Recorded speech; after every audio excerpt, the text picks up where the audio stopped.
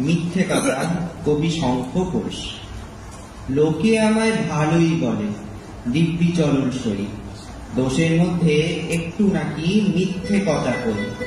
ঘাটশিলাতে যাওয়ার পথে ট্রেন ছুটেছে যখন, মায়ের কাছে বাবার কাছে করছি বকম বকম, হঠাৎ দেখি মাঠের মধ্যে চলন্ত সব গাছে এক এক রকম ভঙ্গি করতে এক এক রকম নাচে। ওমা দেখো নৃত্যনাট্য! যেই বলেছি আমি, মা বকে দেয়, বড্ড তোমার বেড়েছে ফাজলামি। চিড়িয়াখানার নাম জানো তো? আমার সেজো মেশো আদর করে দেখিয়েছিলেন পশুরাজের কেশর।